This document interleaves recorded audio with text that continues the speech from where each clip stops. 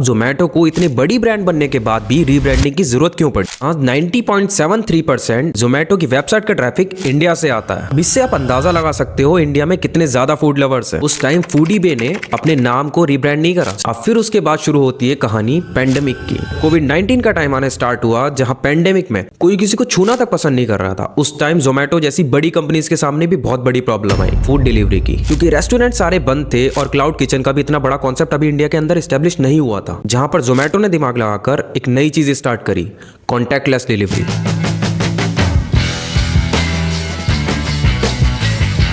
आजकल इन बड़ी बड़ी कंपनीज और बिजनेसेस के अंदर चल क्या रहा है? सबसे पहले तो फेसबुक और इंस्टाग्राम ने अपने अंदर मेटा को इंट्रोड्यूस कराया और अब दीपेंद्र गोयल जी जोमेटो का नाम चेंज करके इटर्नल्स में कन्वर्ट करने के लिए तैयार है। जोमेटो को इतनी बड़ी ब्रांड बनने के बाद भी रीब्रांडिंग की जरूरत क्यों पड़ी और क्यों ये इतनी बड़ी बड़ी कंपनीज अपने आप को रीब्रांड करके नई ब्रांड के नाम से लोगों के सामने अपने आप को इंट्रोड्यूस कराना चाहती हैं? अब जोमेटो का नाम चेंज होकर जोमेटो लिमिटेड से इटर्नल लिमिटेड होने वाला है। आउट ऑफ द नोवेयर ये न्यूज दीपेंद्र गोयल जी ने खुद इंट्रोड्यूस कराई। इतनी बड़ी न्यूज आने के बाद न्यूज चैनल्स के पास एक नई टीआरपी बन चुकी है। जोमेटो ने अपना नेम चेंज करके इटर्नल्स क्यों करा? अब देखा जाए तो काफी टाइम से बहुत सारी कंपनीज अपने आप को चेंज करके रीब्रांडिंग करने की शुरुआत कर चुकी है। अब इससे कंपनीज का फायदा क्या होता है? क्या ये कंपनी का नेम चेंज करना, उसको रीब्रांड करना कंपनीज को प्रॉफिट देता है? अगर जोमेटो की बात करें तो जोमेटो की स्टार्टिंग हुई थी 2008 में। 2008 में इंडिया के अंदर एक ऐसी कंपनी को फाउंड करा गया जिसका मेन काम था रेस्टोरेंट के रिव्यू करना, as a restaurant review platform, जहां यूजर जाकर डाइनिंग के लिए अलग अलग ऑप्शंस को एक्सप्लोर कर सकते थे उनकी रेटिंग्स के थ्रू, जिसके फाउंडर थे दीपेंद्र गोयल एंड पंकज चड्ढा।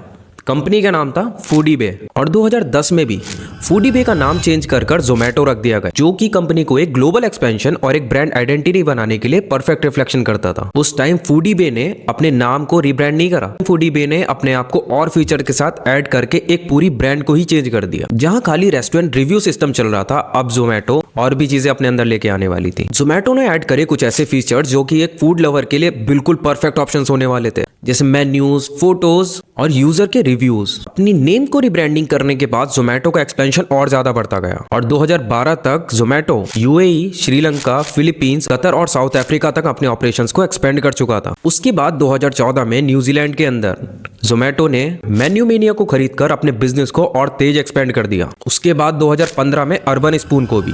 और अगर आज जोमेटो को देखा जाए तो इंडिया के अंदर मेजरली लोग जोमेटो को एक रेस्टोरेंट रिव्यू के नाम से नहीं, बल्कि जोमेटो को ज्यादातर जानते हैं फूड डिलीवरी के ऑप्शन के रूप में और क्लाउड किचन के कॉन्सेप्ट की वजह से। और जहां 90.73% जोमेटो की वेबसाइट का ट्रैफिक इंडिया से आता है। इससे आप अंदाजा लगा सकते हो इंडिया में कितने ज्यादा फूड लवर्स हैं। अगर इंडिया के अंदर कोई भी बिजनेस खोलने की सोच रहा है, अगर उसके अंदर खाने और टेस्ट की बात हो, तो वो बिजनेस इंडिया के अंदर सबसे जल्दी एक्सपेंड होता है। अब जोमेटो की असली एक्सपेंडिंग की कहानी तो 2015 में स्टार्ट हुई, जब जोमेटो ने अपने अंदर फूड डिलीवरी का ऑप्शन ऐड कर दिया। इंडिया के अंदर पहले से एस्टेब्लिश स्विगी और उबर ईट्स जैसे बड़े बड़े प्लेटफॉर्म्स और बड़ी बड़ी कंपनीज को जोमेटो ने आते ही कॉम्पीट करना स्टार्ट कर दिया। इसका एकमात्र रीजन था जोमेटो की लॉजिस्टिक्स और उसकी अपग्रेडेड टेक्नोलॉजीज। अगर जोमेटो के लिए सीधी बात बोली जाए तो एक ही बात बोली जाएगी, success is not final, failure is not fatal, it is just courage, continue that counts. अब फिर उसके बाद शुरू होती है कहानी पेंडेमिक की। कोविड-19 का टाइम आने स्टार्ट हुआ, जहां पेंडेमिक में कोई किसी को छूना तक पसंद नहीं कर रहा था। उस टाइम जोमेटो जैसी बड़ी कंपनीज के सामने भी बहुत बड़ी प्रॉब्लम आई फूड डिलीवरी की, क्योंकि रेस्टोरेंट सारे बंद थे और क्लाउड किचन का भी इतना बड़ा कॉन्सेप्ट अभी इंडिया के अंदर एस्टेब्लिश नहीं हुआ था। जहां पर जोमेटो ने दिमाग लगाकर एक नई चीज स्टार्ट करी,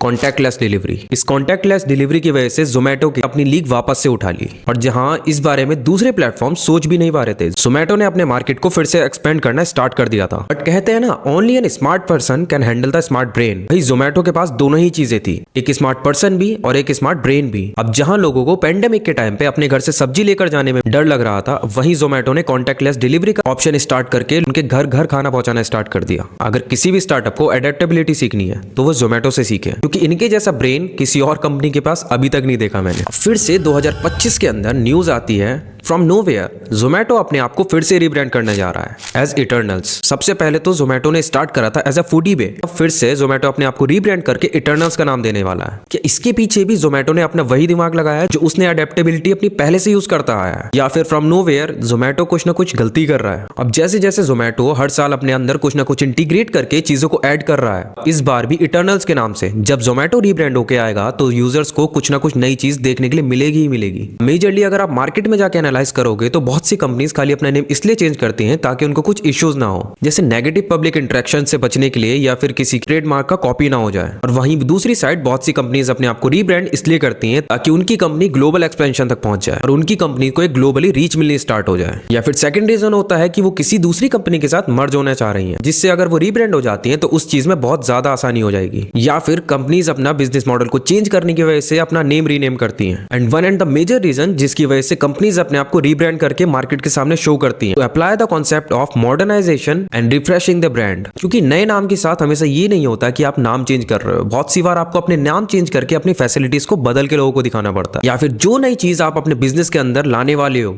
वो उसके नेम से ही दिखनी चाहिए। और बहुत सी कंपनीज नेम चेंज करती हैं ताकि उनको कोई नई ऑडियंस को टारगेट करने का एक नया मौका मिल जाए। ना फिर एक लास्ट रीजन है डिजिटल और एसईओ बेनिफिट्स लेने के लिए, क्योंकि आपकी ब्रांड का जो शोकेस है वो आपके एसईओ से मैच होना चाहिए। अब ये सब तो थी मार्केट की बातें। अब बात करते हैं जोमेटो का क्या रीजन होगा कि उसने अपना नेम को रीब्रांड करने की सोची, वो भी इतने बड़े नेम को जो ग्लोबली इतना बड़ा चल रहा है और जिसके इंडिया के अंदर भी 90.73% यूजर्स अवेलेबल है। जब जोमेटो ने स्टार्ट करा था तो जोमेटो ने स्टार्ट करा था as a name of Foodiebay, जो कि सिमिलर साउंड करता था ईबे के। It is possible that due to some trademark issues Zomato ने अपना फूडीबे से नाम चेंज करके जोमेटो रखा होगा। और अगर आप रिसेंटली की बात करें तो जोमेटो अपना नेम चेंज करने वाला है इटर्नल्स में। इटर्नल्स का मीनिंग होता है the thing which is forever या फिर टाइमलेस। It can be referred as infinity और इमॉर्टल ऑल्सो। इसका डायरेक्टली मतलब तो ये भी हो सकता है जोमेटो अपनी डोमिनेंस मार्केट में दिखाना चाहता है। It can not be break by anyone, सदियों तक चलने वाला। जोमेटो अपने अंदर से ये रिप्रेजेंट करने चाहता है कि मैं सदियों तक चलने वाला हूँ। May be it is possible कि दीपेंद्र गोयल जी के दिमाग में कुछ और ही चीज चल रही है, और जैसा आपको लग रहा है ऐसा बिल्कुल भी नहीं है। इटर्नल नाम को जोमेटो के अंदर 2 साल से भी ज्यादा टाइम से यूज कर रहे हैं उसकी इंटरनल कंपनीज के अंदर। Brand Eternal is going to encompass 4 major businesses, Zomato, Blinkit, District और हाइपर प्योर। हर बार की तरह जोमेटो इस बार भी इटर्नल्स को एज अ ब्रांड नेम बड़ा business with a great idea और इंप्रूवमेंट के साथ लाने वाला है। पूरे मार्केट को कवर करके फिर से अपनी डोमिनेंस दिखाने के लिए रेडी है। So this was the whole story about the Zomato. उसकी स्टार्टिंग कहां से हुई, from Foodiebay to the Zomato to Eternals. अब बस देखना तो ये है कि इटर्नल्स अपने अंदर कौन कौन से फीचर्स ऐड करने वाला है। दीपेंद्र गोयल जी जोमेटो के अंदर क्या क्या फीचर ऐड करके इटर्नल्स बनाने वाले हैं। तो अगर आपने वीडियो पूरी देखी है तो please comment down your own expectations about the Zomato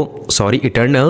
आपकी क्या ओपिनियन है और क्या आपके एक्सपेक्टेशंस हैं कि ये कंपनी के अंदर फीचर्स आने वाले हैं। कि जो company as a restaurant review option से फूड डिलीवरी की इतनी बड़ी मार्केट को कवर कर सकती है वो फ्यूचर में कुछ भी कर सकती है। अगर ये वीडियो आपने लास्ट तक देखी है तो thanks for watching the video. अगर सब्सक्राइब नहीं करा है तो चैनल को अभी सब्सक्राइब भी कर लीजिए। कमेंट में ये जरूर लिख के जाना कि आपका ओपिनियन क्या है जोमेटो इटर्नल्स को लेकर।